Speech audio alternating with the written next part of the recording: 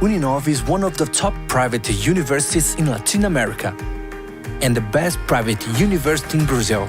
Uninove's facts really impress. There are 10 campuses in the state of São Paulo and more than 100 distance education centers across Brazil, all equipped with the most innovative technology and infrastructure, built and founded on more than 60 years of history.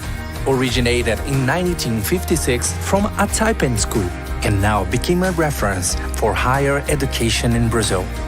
We were awarded with the highest higher education, ranking Times Higher Education, as the best Brazilian private university in social impact.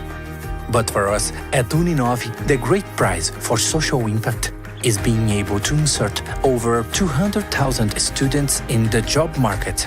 It is also to develop partnerships with the most important companies in Brazil. It is also to foster education by offering full scholarships from early childhood education and to facilitate the entry of higher school students who cannot afford and wish to start a university degree. We also offer totally free English and computer science workshops.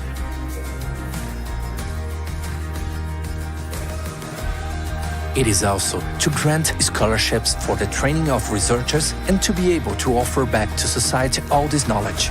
Our clinics also serve over 1 million people for free in health and family programs. We promote dental care, medical, psychological, and develop social programs that give full scholarships involving students in important social causes. It is also training and transforming people through education. Uninove, tradition and innovation in transformation through education.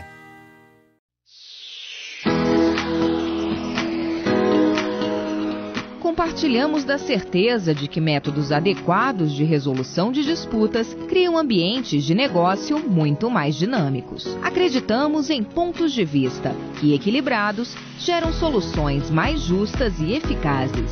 Estamos entre as líderes no Brasil. Há 25 anos, trabalhamos para oferecer serviços ágeis e eficientes com custos de transação competitivos. Câmara de Conciliação, Mediação e Arbitragem Ciesp-Fiesp. Equilíbrio e celeridade. Fala pessoal, tudo bem? Se você está vindo aqui pela primeira vez, meu nome é Franco Mazieiro. Oi Franco, obrigado pela pergunta. Olha, o especialista em direito aqui é você, não eu. E esse é o canal Mais Direito. Não perca todo dia aqui no canal, às 13 horas, programa Sexta com Direito. A gente vai conversar, a gente vai dar sequência para mais um O que é Arras, TAC, divórcio, desconsideração da personalidade jurídica, Lei Geral de Proteção de Dados, da inteligência artificial, startup, blockchain, guarda, recuperação judicial, técnicas de negociação. Você está acompanhando aí essa sequência de sugestões de temas de TCC, de monografia. Ontem nós conversamos sobre direito de família, direito e tecnologia. E hoje nós vamos conversar sobre direito penal, direito tributário, direito trabalhista, direito empresarial, direito constitucional. Eu queria uma aula com o nosso professor João Bosco do que é direito de concorrência, teoria do jogo e a arbitragem, direito societário, direito previdenciário, as cotas, a indivisibilidade das cotas, hacker, reorganização, arbitration, que é a teoria da imprevisão. Qual que é a diferença entre taxa e imposto, entre DPO e encarregado, entre conciliação e mediação? Vamos dar sequência aqui à correção de mais uma questão. Esse projeto que eu estou me referindo é o projeto Carreiras Jurídicas, que é a de delegado da Polícia Civil. Cartório de protestos do Procurador de Estado, profissão de perito. Muito obrigado a todos vocês aí de casa, sejam bem-vindos ao canal Mais Direito. Já fica o convite para se inscrever no canal para você poder acompanhar todos os próximos vídeos. Um abraço e até o próximo vídeo. When you were speaking, I was... Hi everyone. Today is our last day of our International Congress on Law and Technology, and it's a pleasure to have all here. It's in these 3 days, in this Congress, we have had more than 16,000 people that watching us. And of course, this is a part of Jurídica week of Uninove, one of our supporters. And our Congress is a kind of a dream for me because it's just a little seed that me and Walter Causanet dreamed many weeks ago. And now we have all of this. It's really incredible. And before we start, I want to thank all of our supporters. I want to say thank you to FIESP, CIESP, the chambers of FIESP and CIESP for our support.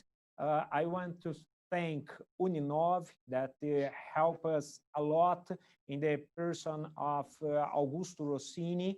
And I want to say thank you to Rodante, Rossini e Causaneto Advogados, Moura Tavares, Figueiredo Campos Advogados, and Ibrademp that supported us in all of this Congress. I want to thank here our organization team, Ana, Luisa, Marilia, and everyone that is here in Uninov that helped us.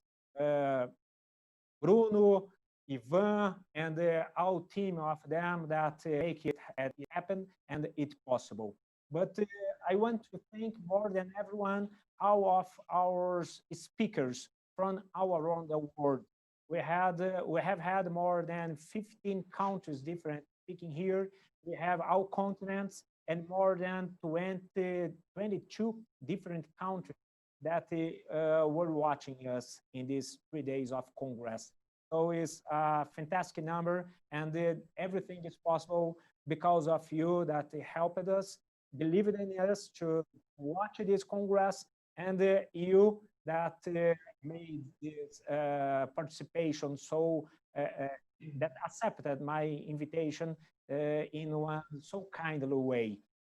Here, in this last panel, I have a great friend that, two great friends that I met in Madrid many years ago, Tomás Blackmore and Luis Miguel Velarde, and one new friend that I'm just seeing right here, right now, Tech We, that helped me. Actually, these three fantastic guys helped me in a book that I organized many months ago, and we just finished this book, and this Congress actually became of the result of this book. And I'm sure that this last day will be incredible because these guys are incredible, and I'm sure that they will bring some information about technologies, about international arbitration, and artificial intelligence when is applicable in international arbitration.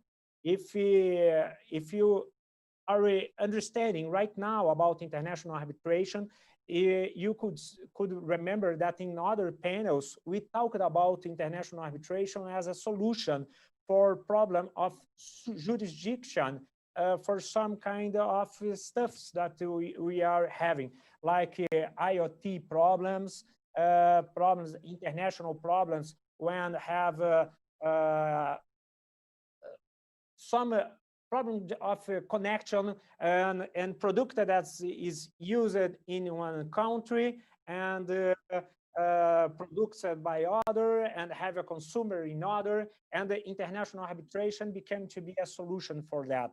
But in international arbitration, is it possible, and it's possible to discuss about the application of this technology like blockchain or like artificial intelligence.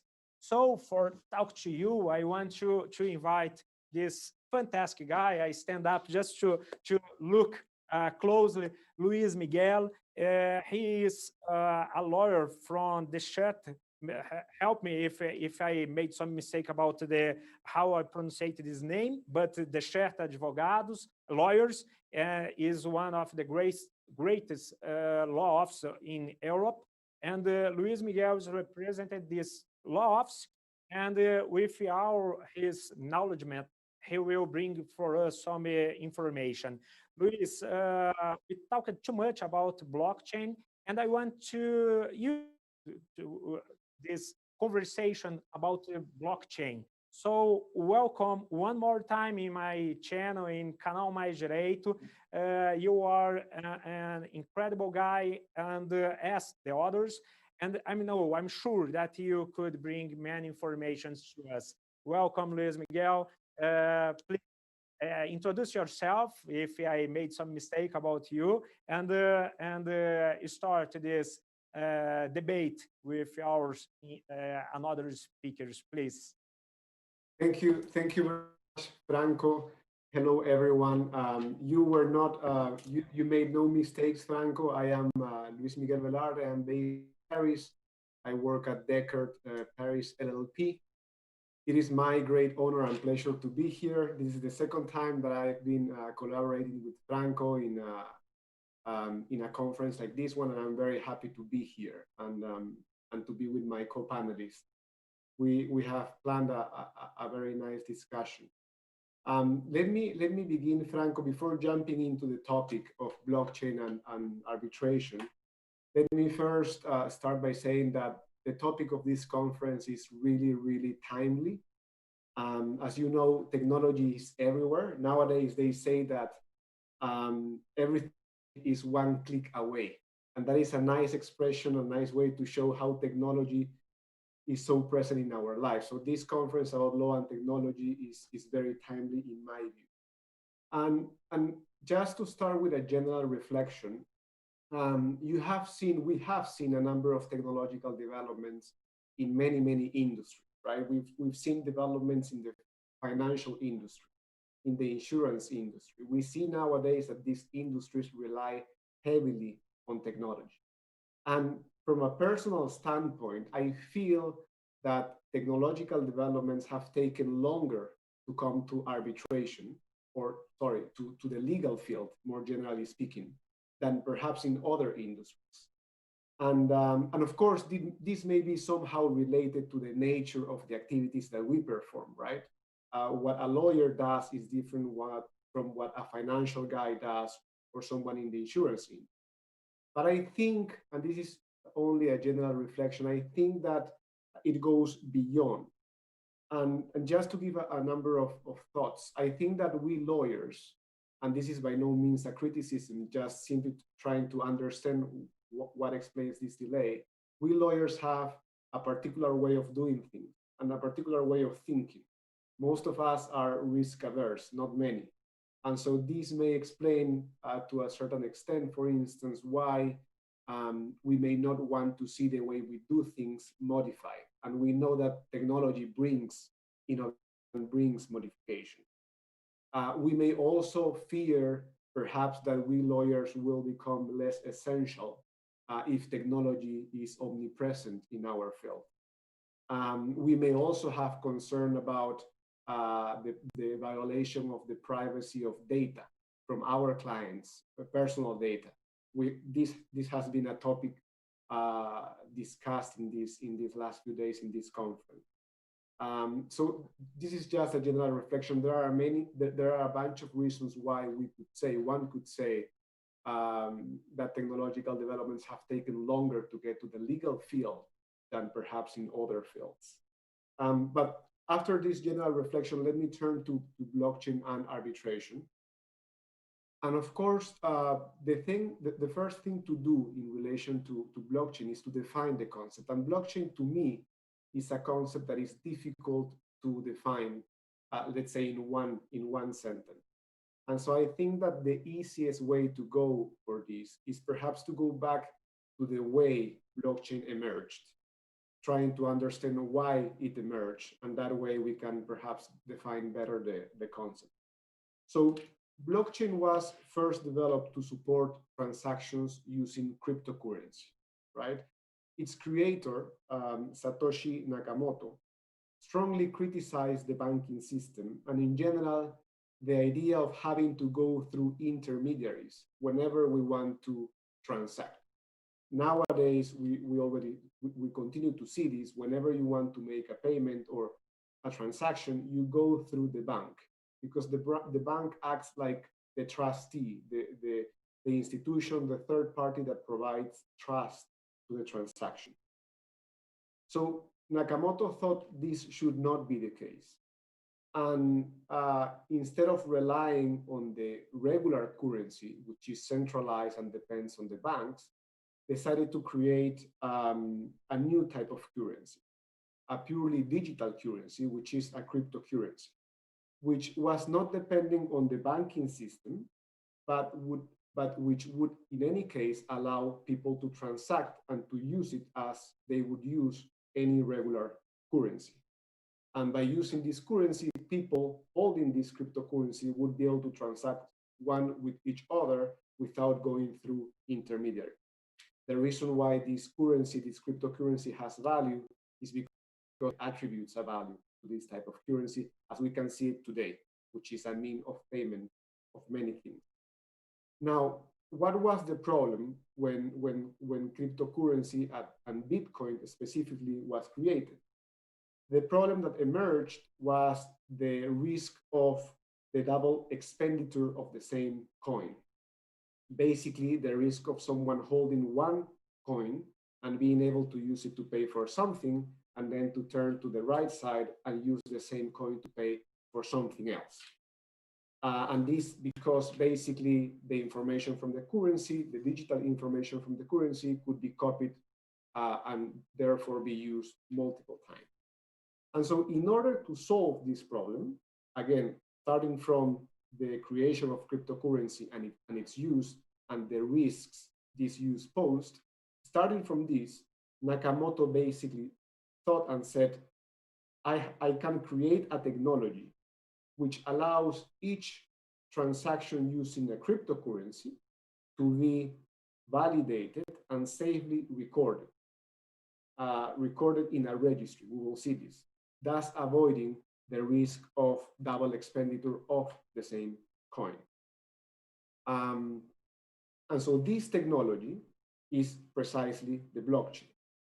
So it is basically a technology that serves as a registry, as a way to record transactions using cryptocurrency. This is the way the technology emerged.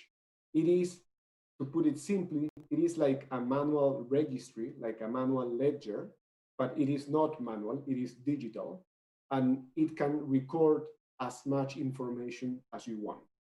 So to use a definition that is usually given, a blockchain is a collection of data records in the form of blocks, which form a chain of blocks, because each transaction that you record into the blockchain is a block, and each transaction forms a new block. And so, as the name suggests, you end up having a chain of blocks, which cannot be subject to any change. So this is the very basic, simple definition of the blockchain technology. It is a ledger, a way of recording transactions, informations, etc. One of the key advantages of this technology is its security, its safety. Basically, and I do not want to bore anyone with the details, but there is a complex process behind the creation of each block in the blockchain. So every time you execute a transaction and you want to record the transaction in the blockchain, there is a process that is followed for the recording of that transaction. And so that is one of the main distinguishable features of the blockchain, its security. Basically, as a result of this process that you have to follow, the information, the transactions, the data that is in the blockchain is basically, you cannot tamper with it. You cannot alter that information. And this also relates to the fact that this is a chain of blocks, a chain of transactions, all of which are related to each other. So that's one very important feature, and we will see now afterwards how it plays with arbitration. A second important idea is that a highly publicized use of the blockchain relates to the smart contract. And bear always in mind the idea of blockchain being a registry or a ledger. So smart contracts, what are smart contracts? In very basic terms, smart contracts are contracts that can be expressed in codes, which you can insert into a blockchain, and which thereafter are self-enforceable. Let me put an example to clarify. Assume that you want to purchase, let's say, flight insurance. You are traveling from Paris to Barcelona. With the situation nowadays, of course, there is a risk of cancellation in these countries, in the countries where you can take a flight nowadays. So imagine you purchase insurance in case your flight is delayed or even canceled. So if the flight is delayed or canceled, then you would receive compensation. That's why you are purchasing insurance. So these very basic terms are inserted by way of codes into the blockchain. And the blockchain, which is again a registry, a ledger, is connected with what we call oracles. In this case, an oracle would be the network, let's say, the network that has all of the information related to flights. So if your flight is delayed, the oracle, which is connected to the blockchain, will provide the information to the blockchain, saying the flight was delayed.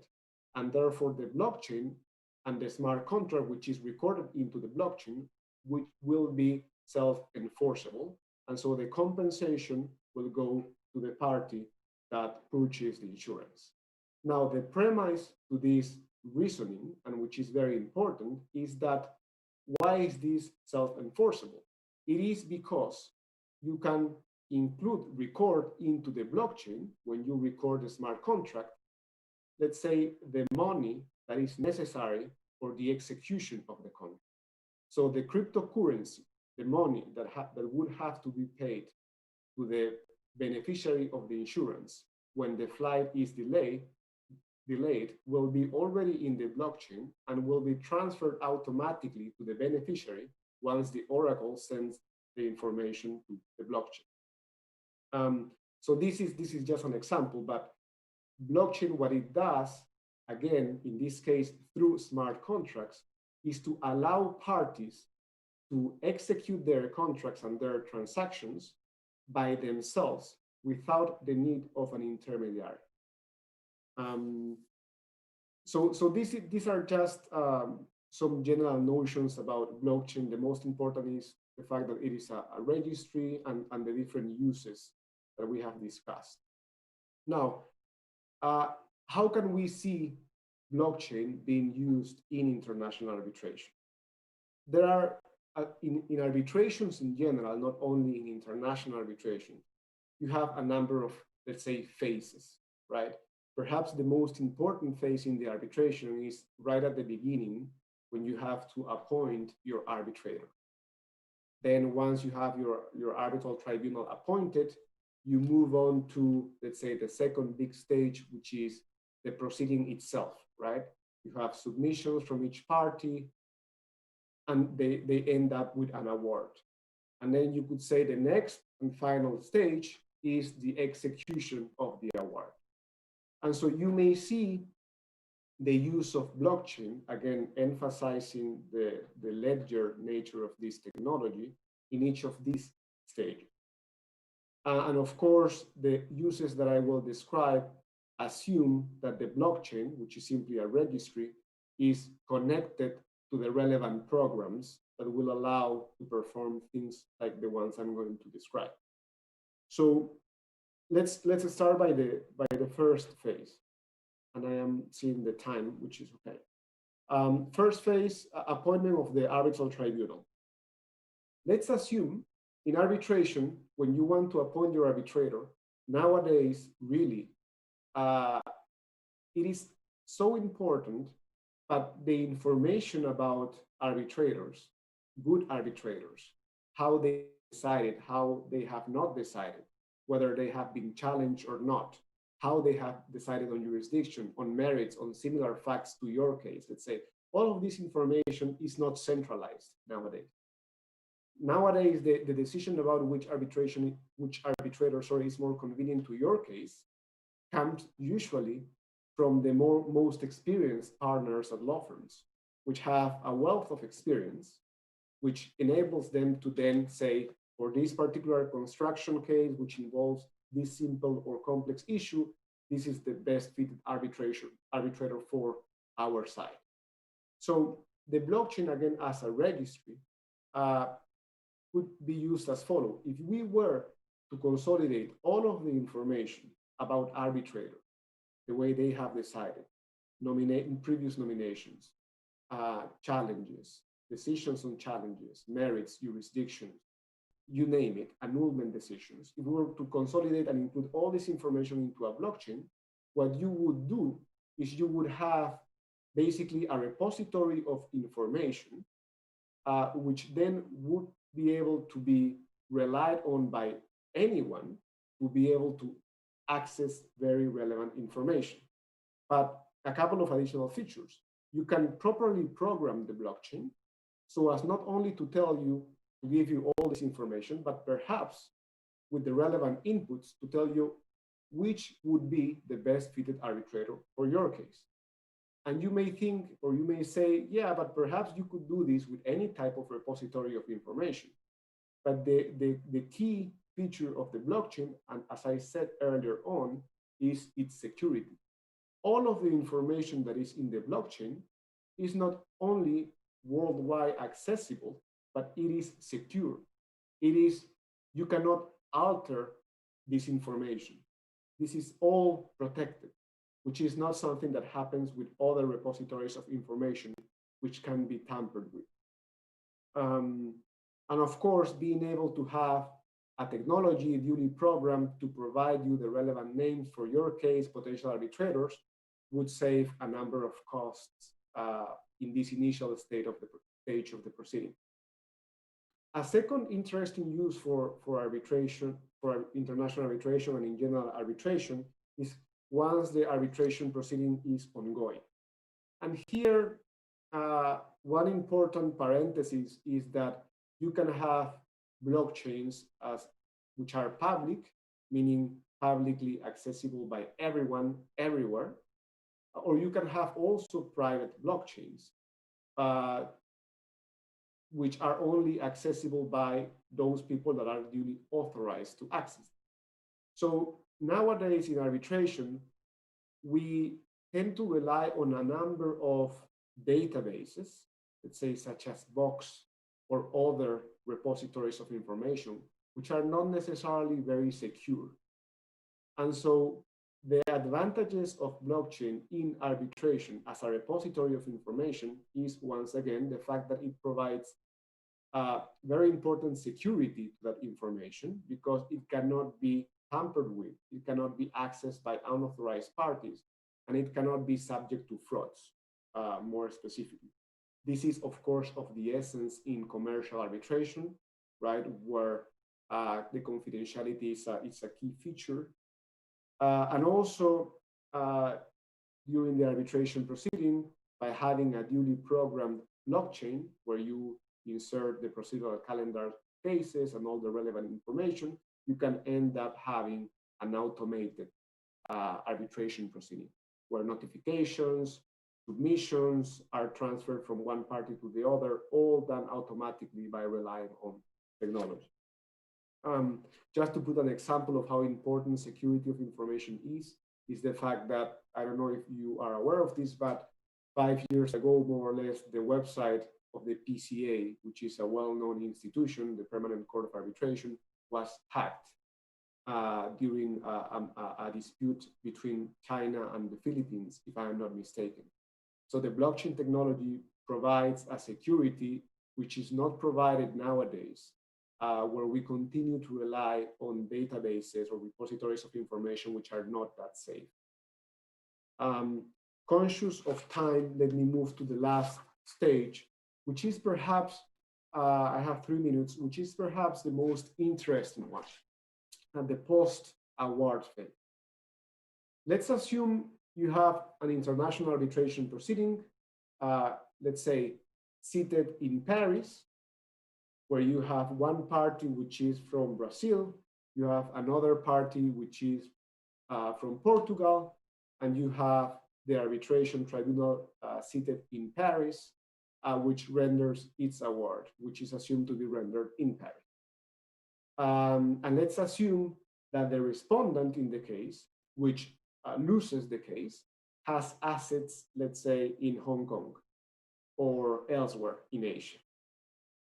So what are the potential benefits of blockchain? Blockchain, as I mentioned earlier on, is a technology that can be a database that can be accessed from everywhere, right? So you could have, let's say, a judge in Hong Kong accesses the blockchain. You could have someone in Paris accessing the blockchain, or you can have someone from Brazil or Peru accessing the blockchain, because all this is digital information. Nowadays, if you to enforce an arbitral award rendered in Paris in Hong Kong, you have to go through a number of, you have to follow a procedure. You have to provide certified copies to the Hong Kong judge. You have to provide a certified copy of the award. You have to make sure that the award complies with the applicable regulations. You have to do a number of things to be able to enforce an award rendered in Paris in Hong Kong. So the blockchain can provide a number of advantages in this regard.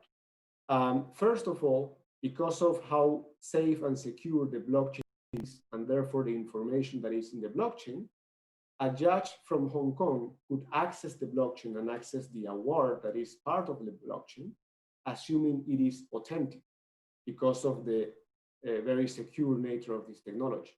So in principle, you would not have to produce authentified, certified copies of the award, because the judge can access directly the award from the blockchain, which is presumed to be authentic. You may not, or you would not have to provide a translation to the Hong Kong judge of the award, and a specific translation, because a blockchain which is duly programmed can translate itself the award, which would be accessible directly by the Hong Kong judge from Hong Kong. You could also program the blockchain to be able to perform a general, let's say, first level scrutiny of the award, to ensure that in terms of language, in terms of date, in terms of signature, all of the basic requirements of the awards are complied with. So you could do all this relying on the blockchain, and you could foresee in the future that regulations or legislations from different jurisdictions, when it comes to enforcing foreign awards, would be simplified because of reliance on the blockchain. And of course, and just to finish, if the escrow facility of the blockchain, which I exemplified earlier on by the smart contracts and the money being in the blockchain, if that escrow functionality is being used, you could also have awards which are self-enforceable without having to go through all the regular enforcement procedure.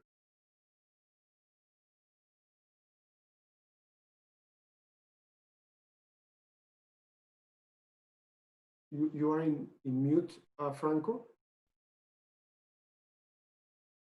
Are you hearing me now? Okay. Yeah. Oh yes. It's incredible. You told many things about blockchain and the technology and the application in blockchain. In another panel, we told about a little bit about blockchain, and blockchain is something that came to stay and will change our lives. It's in just one way to go. But blockchain is not enough to solve some problems like virtual audience, virtual conference, or virtual courts. The problem to and other problems that involved with this virtual world. But it's of course that the security of blockchain, the confidence of blockchain is a fantastic way to solve many kind of problems, like you said, of documents, papers, proofs, and many others that we could see. And blockchain is something very important to another subject that Tomás will going to help us. That is how the judges, the arbitrators, adjudicating these days in these machine days that we are surviving, we are living, and more than ever, in this world with COVID-19, sorry, I spoke in Portuguese, COVID, that we changed so many things with technology and in a so fast way. So in this machine era, I could see a great connection between what Luis Miguel said and you were going to say for all of us. So, Thomas, could you bring more information to us, including almost completing these things that told to us? Yes. Hello, everybody. And again, muito obrigado a você, Franco, for inviting us, inviting me to this fantastic panel, and for contributing to your book on technology and international arbitration. It's a real pleasure. And I hope all of you that are listening to us are doing safe and sound in these turbulent and strange times. And great way to continue and this topic of technology after what Luis Miguel mentioned, because there's two at least aspects that I've heard from his topic, which is the security and the efficiency of blockchain, the fact that it's a ledger that is safe. And precisely these two topics are also key in the discussion that I will be now sharing with you, as well as TechWe, which is the use of technology, in particular artificial intelligence or machine learning or algorithm, or call it programs, in the decision-making process itself. And for that, we have to start by the basis, and which is what we're talking about in international arbitration is the final result. And the final result is a decision from arbitrators. So arbitrators are the adjudicators, such as judges. And it's precisely this decision-making process that arbitrators make throughout a process, throughout the arbitral procedure, rendering an arbitral award, that has raised these questions. And we are seeing now influence of technology in either helping in reaching a decision or actually completely replacing judges or arbitrators in doing a decision. And I'm not here to explain you what decision-making is and how the process works, because this is more a psychology question, and there's more that can be said on that. But we know that it's a complex process, and that people deciding are the judges and arbitrators, and they are humans like you and I, and inevitably, even if they are prepared, they apply the law, they have an experience, they have professional background, they are inevitably humans, and they are permeable to environment. And in that sense, I'm sure a lot of you already know this famous book from the Nobel Prize winner, Daniel Kahneman, Thinking Fast and Slow, which I strongly recommend all of you to read it, even though I must admit that I did struggle to finish it. But go through it, fight it, you'll see that it's well worth read to understand a lot of the psychology of how we think as humans. And it's interesting what he says about decision-making, saying that, and I quote, "Whenever we can replace human judgment by a formula, we should at least consider it."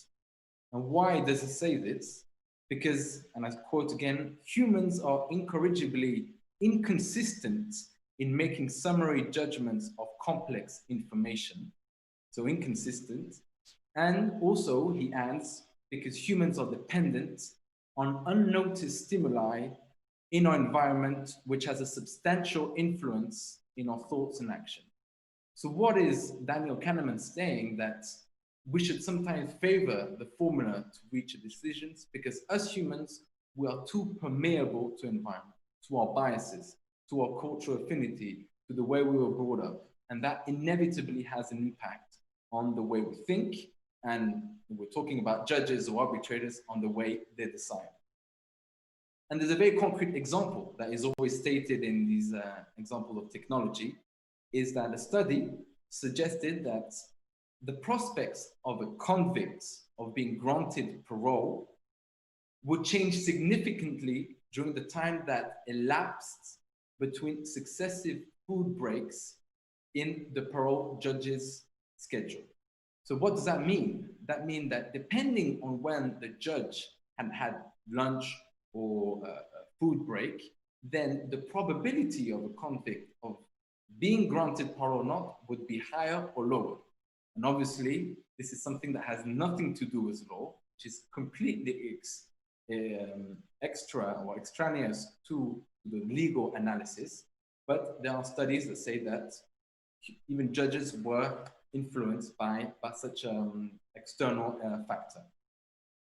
And precisely, that's what we're going to be discussing with Tekwi and my esteemed co-panelist Tekwi, is the advantages, or we'll see also the disadvantages of using technology to avoid, as other aspects, these problems of in the decision making of humans. And already we can already see that there's examples of technology being used in decision making process or in helping the decision making process. For example, in the States, it's been allowed this algorithm called Compass, which basically evaluates the risk of a convict, whether he will repeat an offense, and that is based on an interview and his criminal record. And that was allowed in the States because ultimately it was stated that this was something, an algorithm that helped this decision, but was not the 100% basis to form a decision. There was always a human controlling it, but it's already a tool that was useful for getting a decision. There's also another study from British and American researchers that created an algorithm that could predict court decisions. And what they've done is that over a study of 600 decisions from the European Court of Human Rights, they found out that with their algorithm, the algorithm reached the same decision 8 out of 10 times. So we already see it's getting kind of accurate.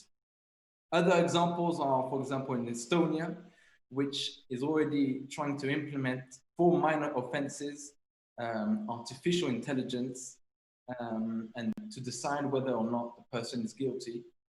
And we're also seeing, another example is in China with the Beijing Internet Court that has launched an AI judge in order to help the judges with repetitive tasks and basic work, which would, as I mentioned at the beginning, improve the efficiency, which is one of the key aspects.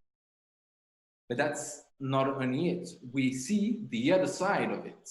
We see that there is a backlash with this intervention of technology, and that is, for example, the case in France, which as recent as last year has enacted a law which bans the publication of statistical information of the judge's decision, meaning that is typically a law that is directed for technological companies who would analyze and go through the judge's decision and then render predictions on how a certain judge or not will decide. And that's because of this concern that has been banned in France. We'll see if this will be replicated in other countries or not, or whether it will be replicated in international arbitration. But most, or the discussion I want to follow you, I want you to follow the thought is, I've thought about this hypothesis. And this is mainly when we're talking about automation of decision, whether algorithm can reach a decision. I start, and which is important to start with the definition of the decision in international arbitration, which is the arbitral award. It's final product, it's what you get when you win or when you lose, and it's what you need when you want to enforce a claim in XY jurisdiction. And I'm going to start with the definition of an arbitral award and see whether within this definition there are obstacles or possibilities to use technology.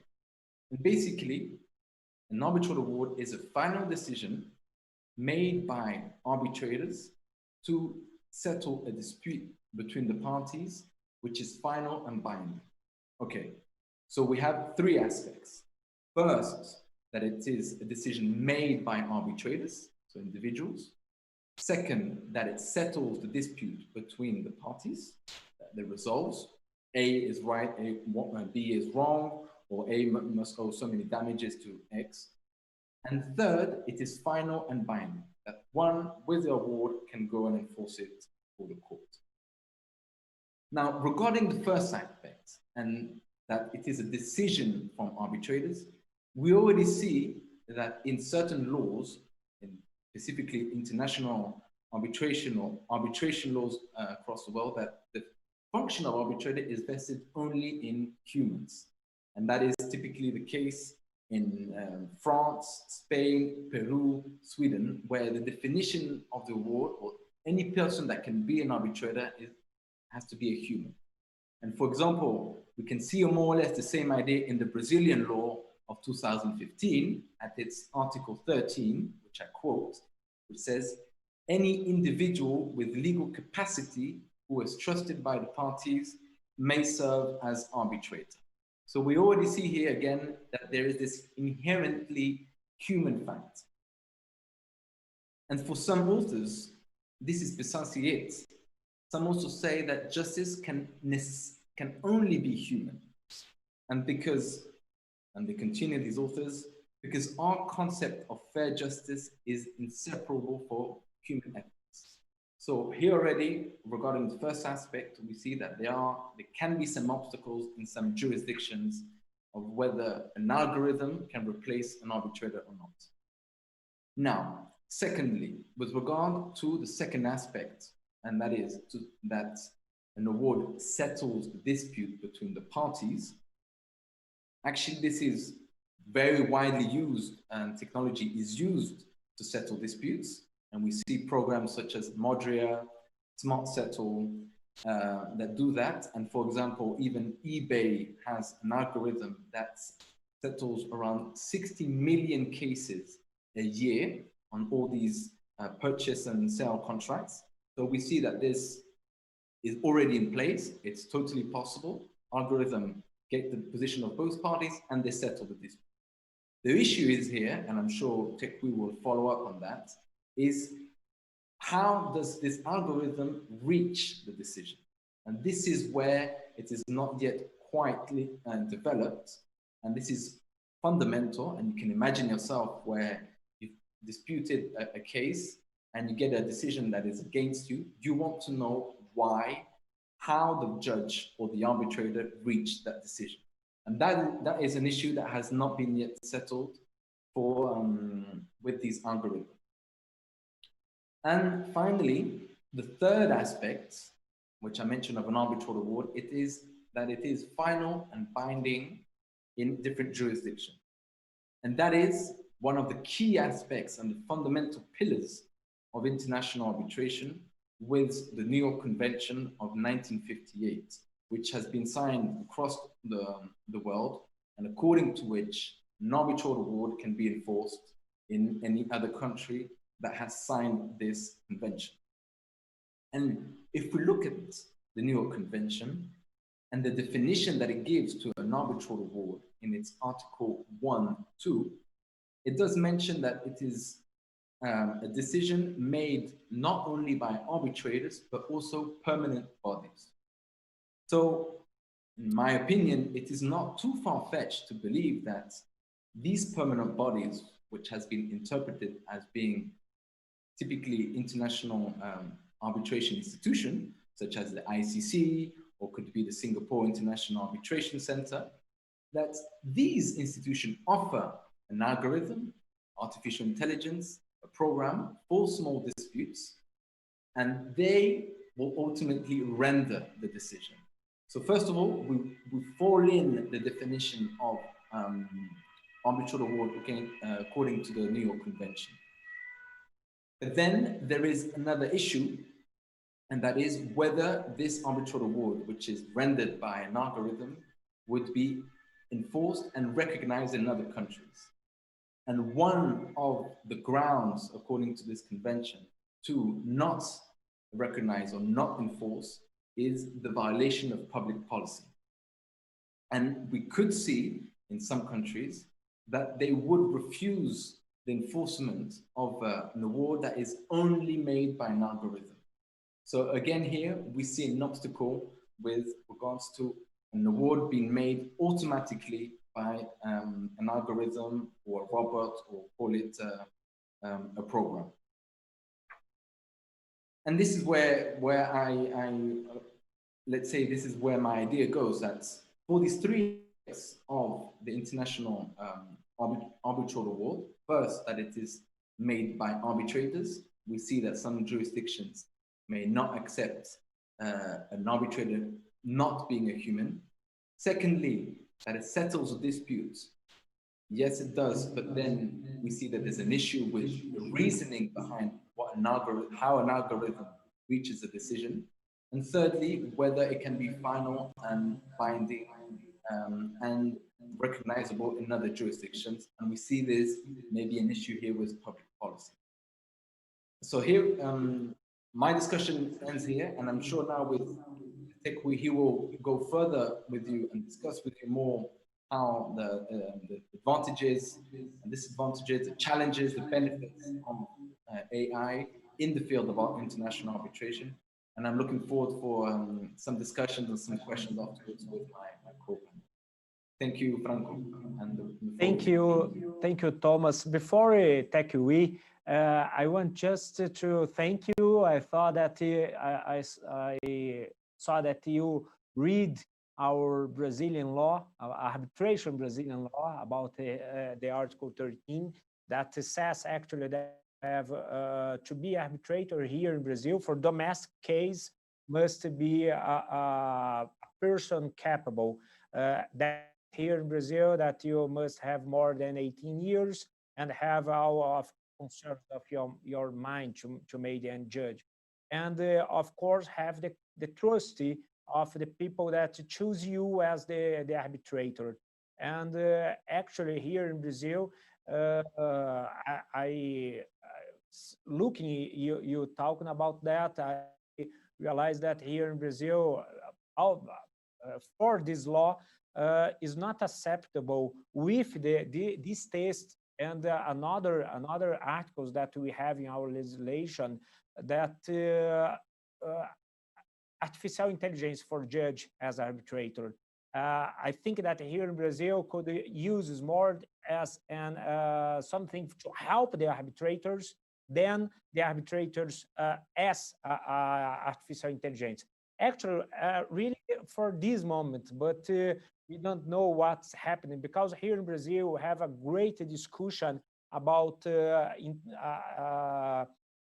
artificial intelligence for judge in judiciary, in our tribunals. This discussion here is every time more strong, and you have great articles. Actually, I have a great friend here in Brazil called Romulo Valentini, that he has a great work about this subject, and it's very interesting, but in another way, not for arbitration. And I don't know if you know this information, but here in Brazil, we have more than 80 million process in our judiciary system. So it's a huge number. And we have more or less 16 judges. So it's too much process for each judge, and it is almost impossible for them make a great decision for each case. So the artificial intelligence will be very grateful if help them to make they work as I hope is the same in international arbitration or domestic arbitration. So thank you so much for what you said about our law and about your vision, Thomas.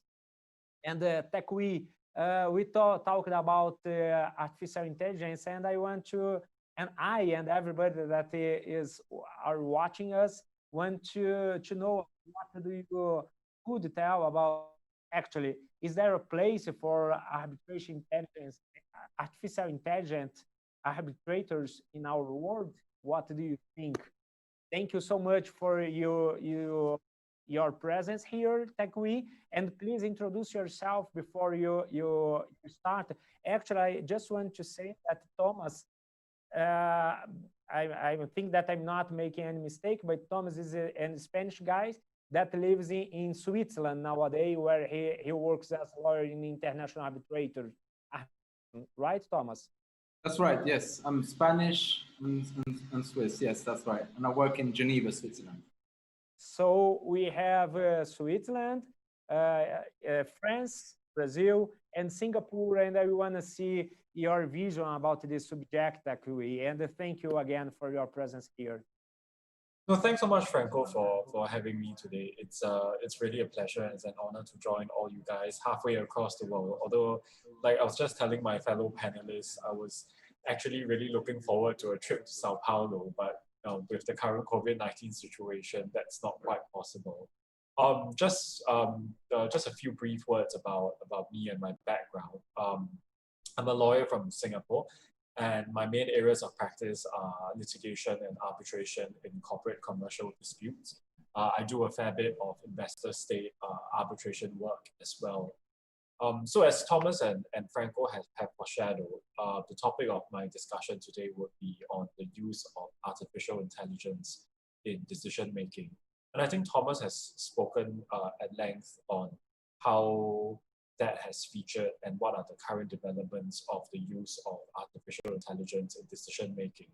For example, in Estonia and China, those are some of the key leading examples in the world today.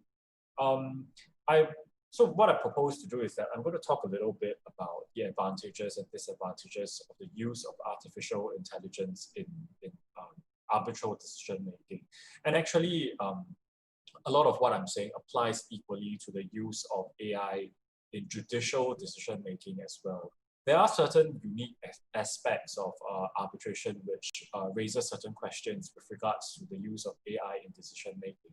But I think by and large, given the similarity in decision, at least with respect to the decision-making portion of the process between arbitrations and judicial decisions, a lot of what I'm saying about the advantages and disadvantages of the use of AI would apply equally to judicial decision-making as well. But I think what I would want to spend more time on is really what I feel is the more interesting question, which is, should we allow the use of artificial intelligence to feature greater in either arbitral or judicial decision? Right, that to me is the more interesting question, because as I think Franco and the rest of this have foreshadowed, the use of technology in every single aspect of our lives is an inevitability. It is going to happen. The current state of the technology may still be nascent, it may still be developing, but I do believe that in our lifetimes, we are going to see seismic sea changes in the way technology affects our life, affects the practice of law, and affects arbitration and judicial decision-making. So to me, I think the more interesting question is, should that be something that we sort of aspire towards or we accept, right? So just a few quick words on the advantages and disadvantages of using AI in arbitral decision-making. The most obvious advantage would, of course, be time and cost savings in terms of the speed at which the speed with which artificial intelligence can process information, the volume of information that artificial intelligence can process in a much shorter period of time, leading to a much faster outcome. As some of you may be aware, one of the most common complaints about arbitration these days is the time it takes for arbitral tribunals to render an arbitration award. And I think in the last 2 or 3 years, at least from my personal experience, I have seen an increase in the number of attempts by dissatisfied parties who try to set aside an arbitral award on the basis that it has taken the arbitrator too long to render its decision. I think from my personal experience, at least one of the longest was about 2 years from the close of proceedings. From the end of the hearing, it took the tribunal about 2 years. It's quite rare that the courts, I think, will allow an arbitral award to be set aside on the basis solely of delay and nothing else. But nevertheless, it is still a concern that AI would definitely go some way in addressing. The second is something that I think my fellow panelists have alluded to as well, which is the quality and reliability of a decision made by artificial intelligence in terms of consistency and in terms of ability to take into account the available precedents or available past decisions to arrive at its own decision. And that to me is interesting. That's often one of the advantages that most people promote or praise about the potential of the use of artificial intelligence. But that to me actually leads me into the fact that into my discussion on the disadvantages, because to me that's also potential disadvantage, right? I think Thomas earlier spoke about how AI has been used to predict the decisions of the European Court of Human Rights, right? And I think that's a perfect example of what I'm about to say, which is that the quality in terms of the consistency of arbitral decision making is only as good as the quality and quantity of the precedent that you feed to the AI. So in the example of the European Court of Human Rights that Thomas mentioned, right, what you have is sort of like a closed universe of decisions, because the Court of Human Rights decisions are contained within itself. So and to the extent that you have foreign courts or foreign arbitral tribunals commenting on the European Court of Human Rights, that may not be so relevant. So what you have is a closed universe. But I think more often than not, especially in the case of arbitration, you don't have a closed universe. The decisions that are available for us to feed into the artificial intelligence would be the decisions of the domestic courts. Arbitral decisions on domestic law are often not public, confidential, not published, and are not available for us to feed into the system. So first and foremost, we have an issue with the availability of precedent, right? The second issue that we have is with the quality of precedent. When we say that we want to feed decisions into an artificial intelligence system to generate an automatic decision, we sort of make the implicit assumption that the underlying decision itself is correct, is well-reasoned, and contains sufficient information for the artificial intelligence to detect some sort of pattern in order to arrive at a decision of its own. But I mean, often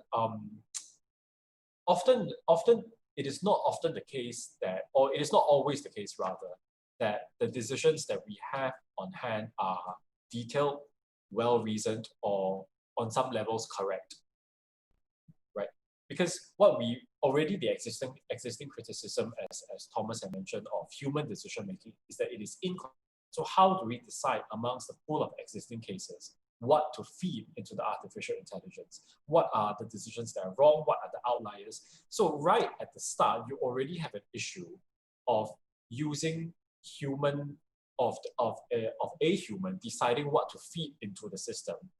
And interestingly enough, that the human who chooses what decision to feed into the system, his or her own bias infects the system in terms of what you choose to feed into it. So there is a catch-22 there, right? So to my mind, that's sort of one of the disadvantages of the use of artificial intelligence, because the decision-making right from the start as to what to feed into it is something that is plagued with problems. The second disadvantage, in my view, is the lack of development of the law. The ability of artificial intelligence to innovate, to adapt to novel situations, as of now, is limited. And that's primarily because of the way in which artificial intelligence makes decisions. There are primarily two ways in which artificial intelligence makes decisions. The first is what is known as a decision tree.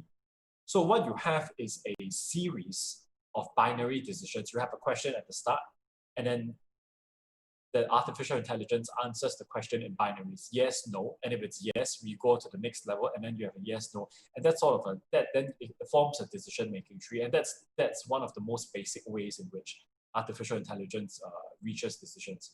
But as you can see, that doesn't allow the artificial intelligence to innovate or to develop the law, because it has fixed answers to each question. The other way in which artificial intelligence decides is what Thomas called machine learning. So the concept of machine learning is interesting because what you have then is you don't fix decision tree. But what you have is a starting point, and then you have criteria at each step of the way, which gives back to the machine as to whether it is on the right track or not. And then depending on the feedback, it then adjusts its own decision, or rather it adjusts its needle or where it's headed to eventually reach a decision. Now, again, that faces the same problems, that it is not then able to innovate because on some levels, it is operating, or it has to operate within a closed universe, again, of information. Whereas the very idea of novel situations, that it is not something that has previously been decided. It is not something that has had the benefit of previous decisions or past judgments that you can lean back on or rely on to sort of infer and then make a decision on. So that's the second big criticism of the use of artificial intelligence, the lack of ability to come up with innovative solutions to novel situations. I beg your pardon. The third major disadvantage, and this is from where I launched into my discussion about whether we should or should not use artificial intelligence. And it is also something, interestingly, that Thomas has talked about, which is whether or not bias and our prejudices that is informed by our cultural and educational background should in fact feature in decisions. And I think there is a strong case to be made that it should, and it is something that artificial intelligence and machines won't be able to take into account. Cultural backgrounds, educational backgrounds, and the prejudices and the biases that necessarily come with that. Right. I mean, I don't have to go further to explain why they can't take it into account, for the simple reason that machines don't recognize emotions, much less the role that emotions and biases play in decision making. Right. So Thomas earlier on gave an interesting example about how, and I think it's quite a famous study that's quite often quoted, right, about how after lunch, when people are sleepier or in a room that is colder, it leads to certain decisions, right? But at the same time, consider this counterfactual as well, right? The concept of good faith in contracts. I think most, especially in civil law jurisdictions, have the concept of good faith in contracts. Now, the concept of good faith in contracts is not a monolithic or immutable concept. It depends very much on your own, the business practices in the jurisdiction in which you operate. What is considered to be fair in that particular jurisdiction. But what is considered to be fair in that particular jurisdiction may not necessarily be what is considered to be fair in another jurisdiction. And the reason for these discrepancies is what I mentioned earlier. Differences in cultural backgrounds, differences in socio-economic backgrounds. What is fair in a particular, say for example, in Singapore, right? In Singapore, what is a fair outcome in terms of whether or not a stronger party or a commercial party with stronger bargaining power should be allowed to impose terms on a contracting party with weaker bargaining power. So in a country like Singapore, short of there being direct undue influence, it is not really a factor that we take into account in deciding whether or not a contract is fair. Because so long as parties entered into it at arm's length, it is what parties agree to, and that is what must be upheld. But for example, in countries like Germany, like France, for instance, these are considerations that play a huge role in deciding whether or not a contract has been entered into good faith or certain acts under a contract are formed in good faith. So a lot of decision making, I would suggest, rests a lot on socio-economic biases that vary from country to country, jurisdiction to jurisdiction. And I would also suggest that this is something that should be taken into account. Now, of course, that leads to the charge that it results in inconsistent decisions. It results in decisions that are affected by bias. But when one examines that charge in greater detail, what exactly do we mean when we say that the decisions are inconsistent And can we really say that the decisions are inconsistent?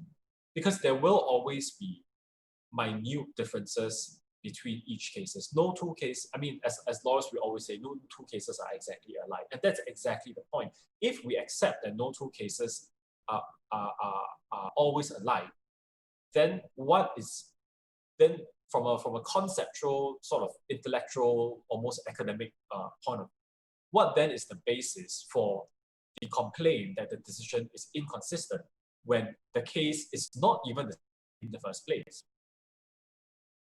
Right. So I mean, I must profess that I don't really have the answers to these questions, but I think these are interesting questions for us to consider, and I think it's all the more important that we consider them in this day and age when there is sort of a rush to I feel personally at least, a rush to embrace modern technology and a rush to infuse technology into everything that we do. That maybe sometimes we overlook the more human aspects of life, especially in decision making, and the importance of the humanness of decision making. And so just to leave off with so I'm coming to the end of my discussion, and to leave off with one thought.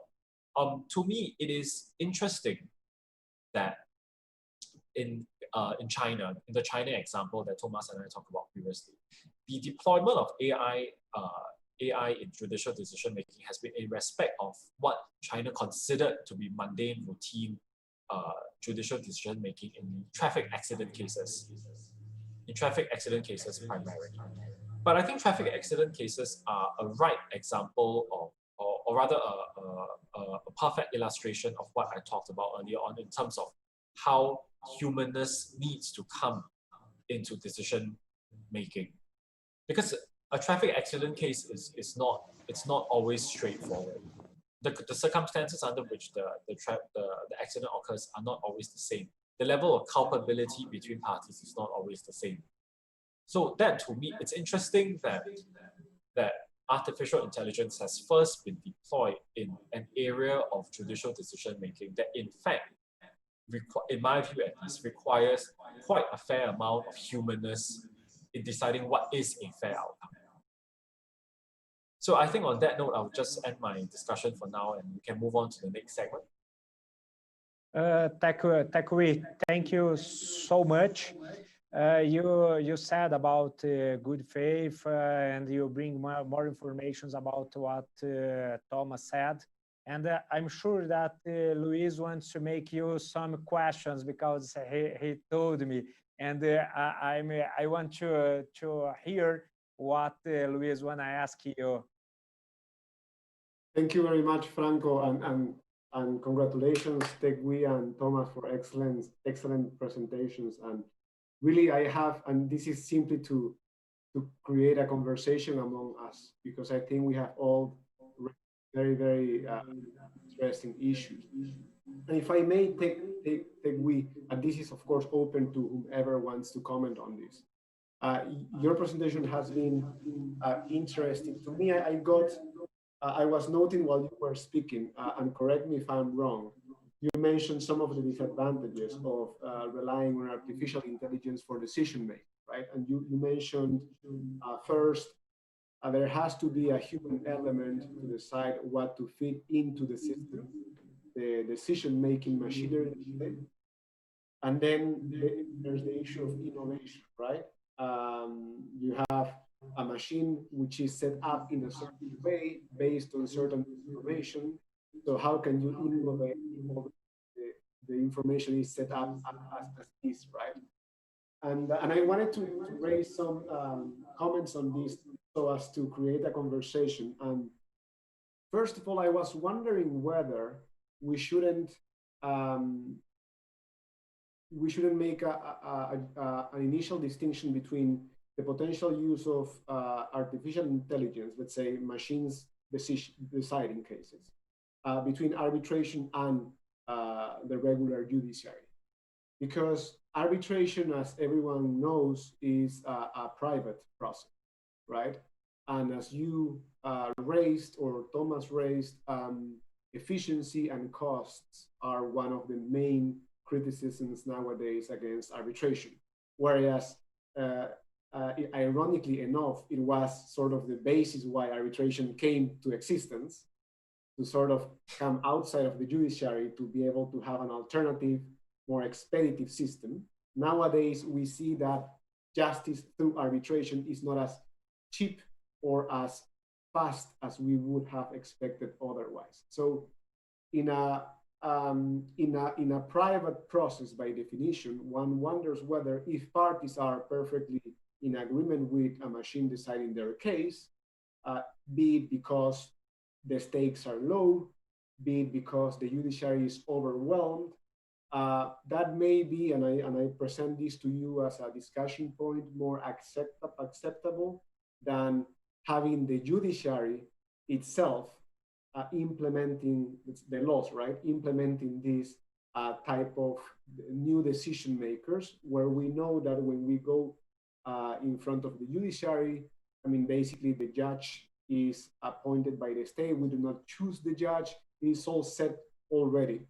So it is not as private a process as arbitration. So this is just one general point that I wanted to share with you. And perhaps a second one, and I leave you to comment on this, is more related to the issue of innovation, is whether, again, the discussion would be different in systems where we have that rely on systems of precedent, right?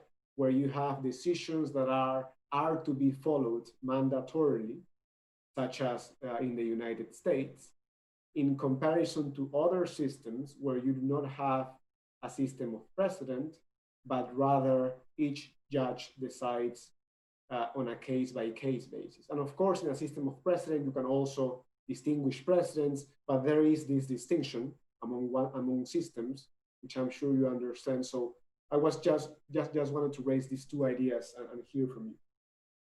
I think on the first point of, if parties agree to it, why not? It's a private process after all. I think personally for me, my concern would be the New York Convention. How liable is this award to be set aside?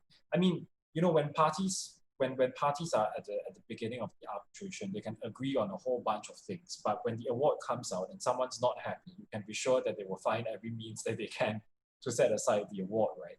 So, I mean, what's to stop a dissatisfied party from, say, seeking to set aside the award on two bases? One, breach of the rules of natural justice, and two, that the award is against the public policy of the state in which it is the award is sought to be enforced, right? Because I'm not saying that it will definitely happen, but one can at least begin to see that there is a argument to be made that an award rendered by artificial intelligence could potentially be in breach of rules of natural justice for a variety of some of the reasons that I've just mentioned. For instance, if one starts looking at what information was fed to it, does it have certain inherent biases because of the information that was fed to it? Would that amount to a breach of the rules of natural justice? On the public policy front, as Thomas and Franco earlier mentioned, there being the law in Brazil that arbitrators have to be humans, and I believe that's the same in numerous other countries. Would an award that is rendered by a machine then become contrary to public policy? So I think those to me would be the two main concerns with that. On the issue of innovation, on the issue of innovation, I think it's something that bears a much deeper discussion and could potentially be an entire conference on its own, right? Yes, it's true that different jurisdictions and different legal jurisdictions utilize precedents to a different level. But I think when I say feeding precedents into a machine, I don't necessarily mean it in the legal sense. It's more a sense of, it's more in the sense of these are all the cases that we feed in, and these are the facts, this is the outcome. And then the machine itself sort of learns and draws connections between the facts of the case and the outcome. Mm-hmm. Right? But I think in that you can also see the problem, because obviously different factors or different facets of the case have a different weight and influence on the outcome. And I'm not sure that's something that a machine or artificial intelligence can necessarily appreciate or take into account, or even if they can, how is that going to happen? You sort of assign some sort of value to different facts, or how do you go about doing that, right? So I think to me the question of precedence is more on that front. It's not so much on whether as a legal system one relies on precedence. It's more from a factual perspective.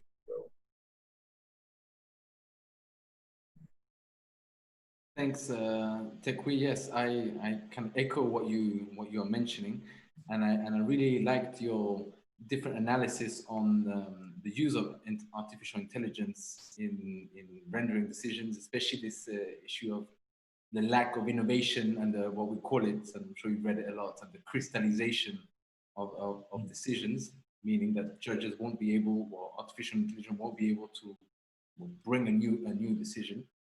And actually, I'm listening to both of you, especially to Luis Miguel. I was actually thinking about, we discussed this issue that in international arbitration, the issue of costs is more and more a concern for parties. And actually even thinking, and when I was preparing this conference and reading and preparing the article, we talk about costs and we talk about how artificial intelligence is there to enhance the cost and the time. But when we think about it, actually the time and costs are more on the low end. I mean, it's typically done by institutions. We always see that when you put a chart, you see the cost of the lawyers, you see the cost of the institution, and you see the cost of the arbitrators. And it's not necessarily a question, but it's just a reflection I just wanted to share with you that, I mean, how much will artificial intelligence obviously will help and support the work of arbitrators or adjudicators, of judges, and we can see that as Franco mentioned with the millions of cases that are in Brazil and how that would help settle the cases or at least support them. But in international arbitration, I'm just not concerned. I'm just raising the question of whether and how this will really enhance the work of arbitrators and really reduce this issue of costs. Obviously, when we talk about big construction cases or big investment cases, that is the case where it's very helpful for arbitrators. And on that issue of costs, and that's perhaps a question for Luis Miguel, is, I mean, I love the idea of blockchain, and we see how advantageous it can be on nominating the arbitrator, and especially in terms of the enforcement. And I'm just wondering if that's a question for you. How costly would that be to be able to implement? And who would have to support these costs? Who would set up the ledger? Who would set up the blockchain? Is that something that institutions would have to do, arbitrators? I don't know, this is just that I had, I don't know if you had any thoughts on that. Sure. Tegui, Franco, if this is okay for you, I can start by saying some comments about the last question, and then you can take it from there for the others, and we can comment on them. So thanks for the question, Thomas. So my on blockchain, of course, assumed that there was collaboration from the different actors of the, let's say, the national arbitration world in creating blockchains that have the relevant information to be able to do what I suggested could be done. And there, I mean, in investment arbitration, increasingly often we have transparency, and we can see and we can find arbitral awards without much trouble, even though some parties still agree to confidentiality. But the rule is the opposite. On the contrary, in commercial arbitration, the rule is confidentiality. And the rule is that the awards would not become public. So the level of information that is available to the market as a first general point will vary, I assume, depending on whether you are speaking about investment cases or commercial.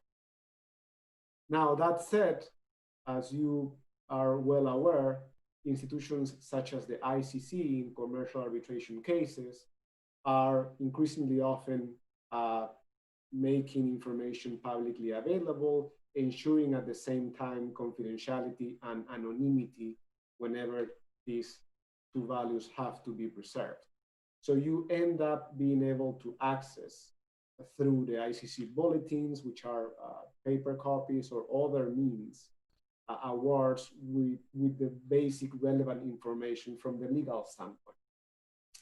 So with that said, and I mean, assuming that you can access information, what I was saying could be done. Now, you would have to have the collaboration of arbitral institutions, which hold, for obvious reasons, a lot of relevant information to feed blockchains. You would have to have the collaboration of arbitrators who have also a good amount of relevant information. And you would also have to have perhaps the assistance of counsel for parties because they also have relevant information. So it is a complicated idea because it presumes that the information arrives and it is fed into the system. But if these premises are assumed, then you could end up having one or several blockchains holding the relevant information for whatever purposes we may want to use it. But it requires collaboration. It should not, but I am speculating, it should not be too expensive to access this information because we are speaking about a worldwide database to which many, many users, basically everyone in the world would have access, perhaps by paying fees, subject to, of course, exceptions such as blockchains, which are private for a number of reasons. But I don't know if that helps answering your question. No, definitely. Thanks. That's great to know.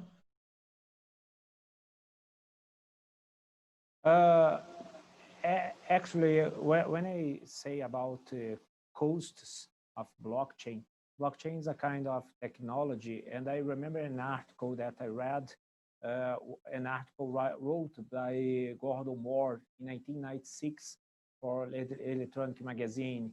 And he wrote something that the costs of technology every year we're gonna be the health price of the last year, and every year the price of technology will become to be lower than the last year in the health price. So probably the costs of blockchain today will be every year cheaper than nowadays. Every year we're going to have a lower price to use all kind of technology that we have. And I think that today we use this technology of blockchain for arbitration is not so cheap as we're going to be in a few years. So nowadays, okay, is a fantastic point that we must should think about. And in my opinion, here in Brazil, we uses almost every kind of arbitration is institutional arbitration, and I think that these institutions should pay for use or create and blockchain technology that can be used by users. So I think that the blockchain technology will help us with a low cost in a few years, and these good things that blockchain brings to us will become easily useful with this cheaper prices that we're gonna see in a few years. I just wanna complement a little bit Luis Miguel opinion, but I wanna see if any one of you have a last question that wanna do for anyone, because we almost have finished our final time. Tekwi, do you want to ask anything, or yeah, Thomas, I think do you want to make one more question, or Luis, you told that it was your last, but I don't know. Anyone wants to do a last question? Yeah, I think I'm going to put one more question out there, and that's very that I feel is quite relevant to what we have been talking about, which is to what extent does blockchain, artificial intelligence, be able to fulfill the need for a reasoned award? Because as I understand it, well, from my personal experience, at least, do correct me if I'm wrong, that as things currently stand, most technologies that are available or are in development can only produce the outcome. They can't really explain how they got to that outcome. So what do you guys think about that? Yes, Luis Miguel, I'll go ahead, and then if you have a comment, please add. I mean, that's exactly what I mentioned, and it's key. As I mentioned at some point, when you win the case, you're happy, but when you lose, you're not happy, and especially you want to know why or how the judge or the arbitrator came to that decision. And indeed, in our international arbitration, it would pose a problem if we're talking about using artificial intelligence without having this reasoning, because, well, as easy as that, in the laws, in the arbitration laws, it is necessary to provide a reason arbitral award, and that is the case in the Untitled Model Law. We see that in the Spanish Arbitration Act, in the Swiss Private International Act, in the Peru Arbitration Act, in the French Code of Civil Procedure, and that is also the case in the institutional rules such as of the ICC, the NCIA, the SEC, the SIAC, the Singapore International Arbitration Center. So, of course, I mean, laws can be modified. Institutional rules are constantly being modified. So perhaps we could see that for some type of disputes, the reasoning won't be necessary. But I find it hard that users will not agree on that, and because that is of the essence at the end of the day of law, of jurisprudence, of how you got to that decision. I don't know if Luis, you want to mention something about that. Thanks, Thomas. I was, as you were speaking, I was also taking a look at some of the conventions or regulations that we usually use in international arbitration. Just for the benefit of the audience, I was taking a look at the ICSID Convention, for instance.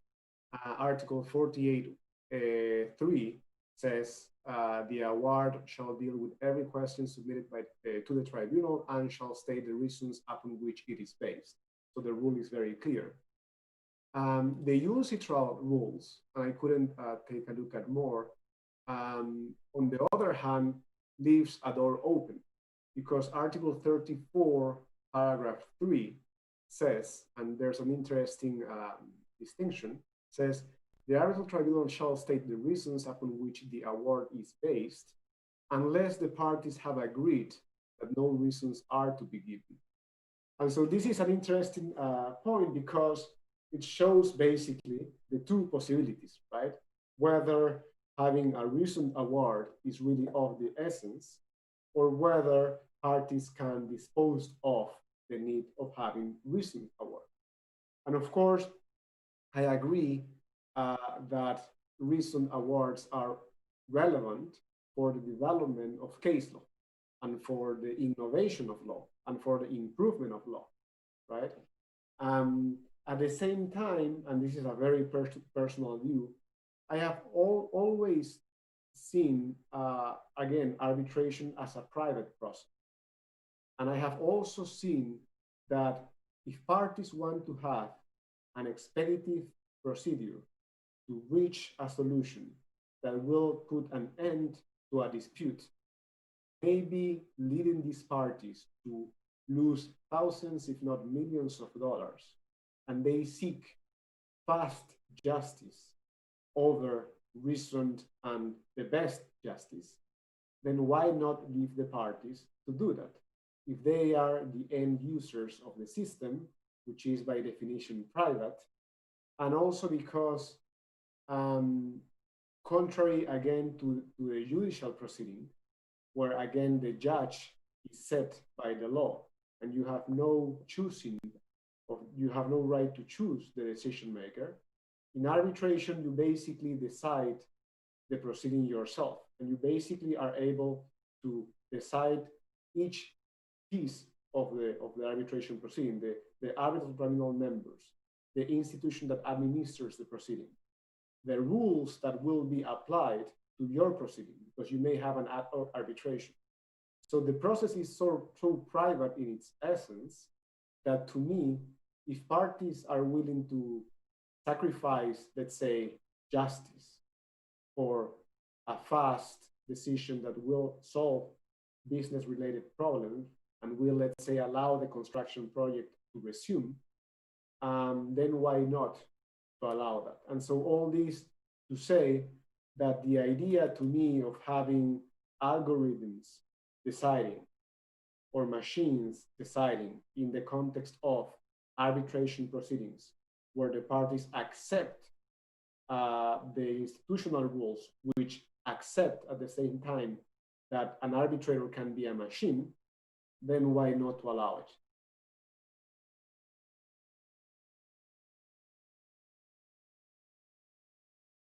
Your question, Tekui, and the other points that everybody bring here is a fantastic thing to think.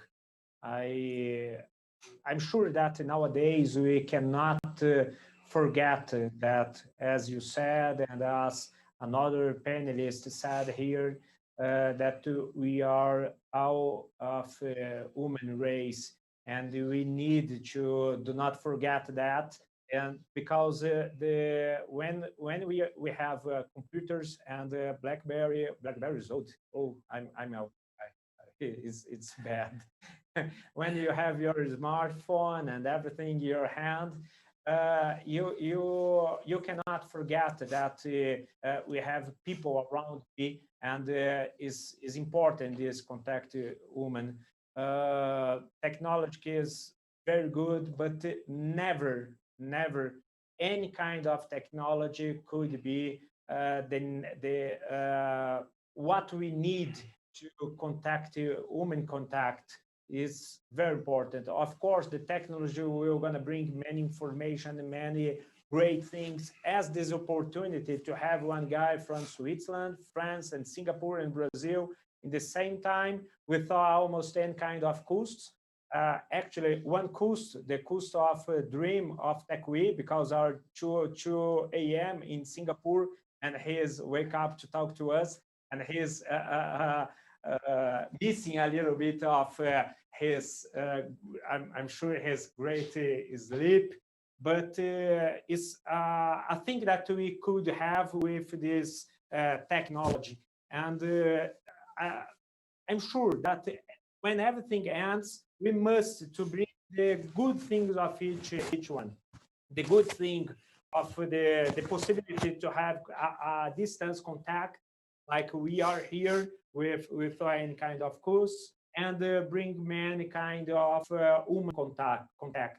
And the good faith that Tekui said in his presentation is very important, because I think that when we make some kind of discussion like that, we see that we have a cultural difference, but we have very similarities that make us actually think in many things as an important way, and in a way that is more important than technology, that we make justice, that we be in a faith treatment with everybody that we have. So I really expected that this panel and the other panels of this Congress and the discussion that you have here about blockchain, about good faith, about artificial intelligence as judge, and the algorithms that you could use to judge or not,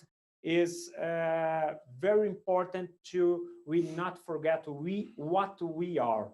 And I want to end this panel. Thank you so much once again, Tekui, to stay wake up to talk us. It's a great honor have you here, bringing some information about Singapore and your international view of international arbitration and technologies. I want to thank again Luiz Miguel. Eles estão me vendo que está parado? I want to say thank you again, Luiz Miguel. Always very kindly in your words and always bringing some new information. I remember the first time that we talked about blockchain and 2018. We have more or less 2 years, and I think that you studied a lot because your acknowledgement about blockchain was fantastic, and today is brilliant, and we could see that you understand too much about this subject. And Thomas, one more time, your article was fantastic for our book, and your participation here bring too many informations to our discussion and very great details. And I very interesting in your way to study the things because you bring information for many different countries, reinforcing what I said, that we have different cultures, but we have a line very close for everybody around the world, and this line make us what we are. So thank you all for your participation here. Okay. Thanks, Franco. Thank you very much, Franco. Thank you very much, Franco. And I want to invite my dear friend Walter Causaneto to bring the last words about our Congress. Thank you all the speakers.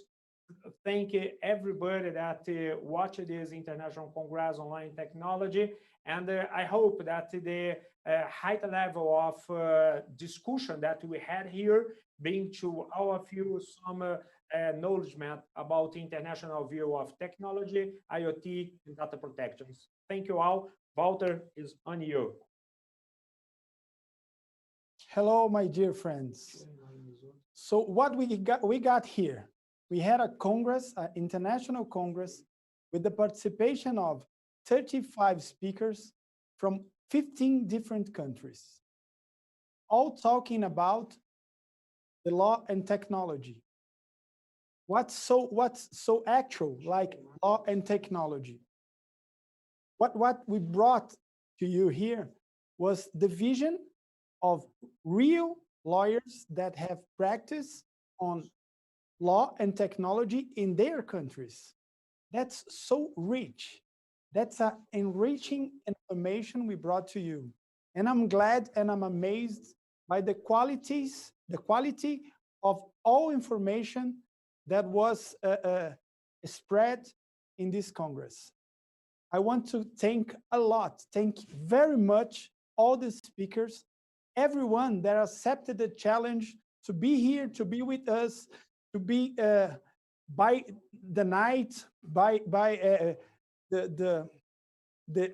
sleeping hour, like Luemara, like TechWec, like a lot of people who changed their sleeps for being here with us, for everyone that took some hours of work to be here with us to discuss a so important subject, a very important subject that it begins international.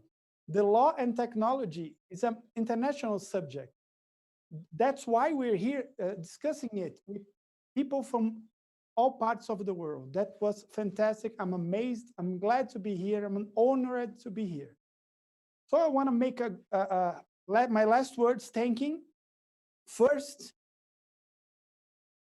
Franco Maziero, who was the person behind all this, was the organizer, was the one who accepted the idea and transformed a little idea in such a huge Congress. I'm very glad to be his friend and to be with him on this. We had a technical team supporting us.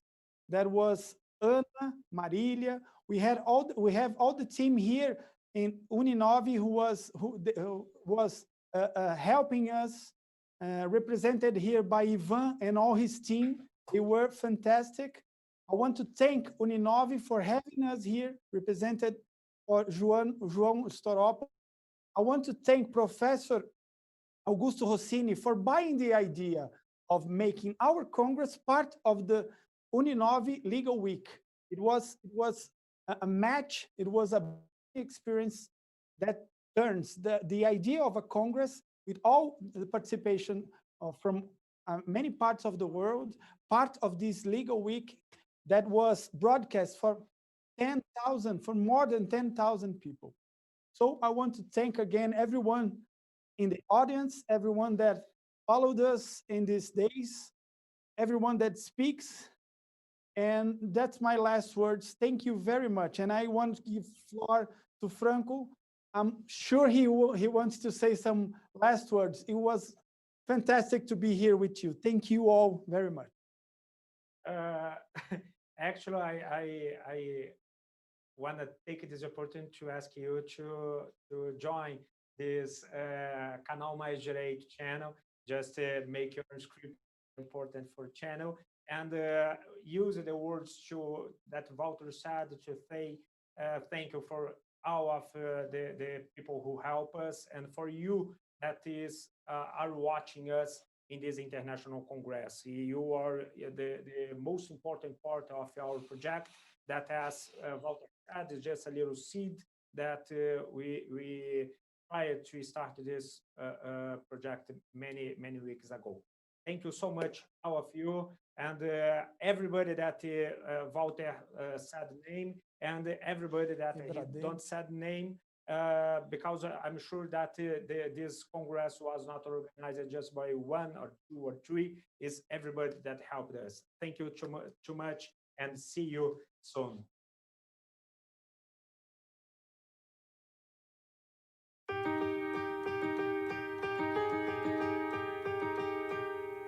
Uninove is one of the top private universities in Latin America and the best private university in Brazil. Uninove's facts really impress. There are 10 campuses in the state of São Paulo and more than 100 distance education centers across Brazil, all equipped with the most innovative technology and infrastructure, built and founded on more than 60 years of history. Originated in 1956 from a typing school, and now became a reference for higher education in Brazil. We were awarded with the highest higher education, ranking Times Higher Education, as the best Brazilian private university in social impact. But for us at Uninove, the great prize for social impact is being able to insert over 200,000 students in the job market. It is also to develop partnerships with the most important companies in Brazil. It is also to foster education by offering full scholarships from early childhood education and to facilitate the entry of higher school students who cannot afford and wish to start a university degree. We also offer totally free English and computer science workshops.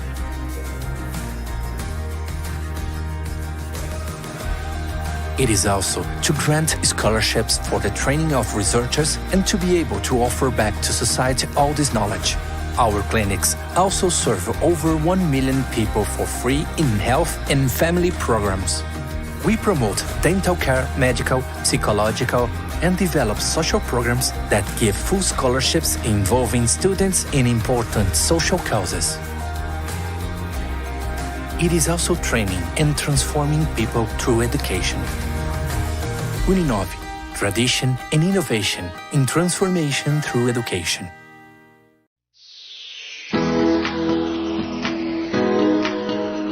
Compartilhamos da certeza de que métodos adequados de resolução de disputas criam ambientes de negócio muito mais dinâmicos. Acreditamos em pontos de vista que, equilibrados, geram soluções mais justas e eficazes.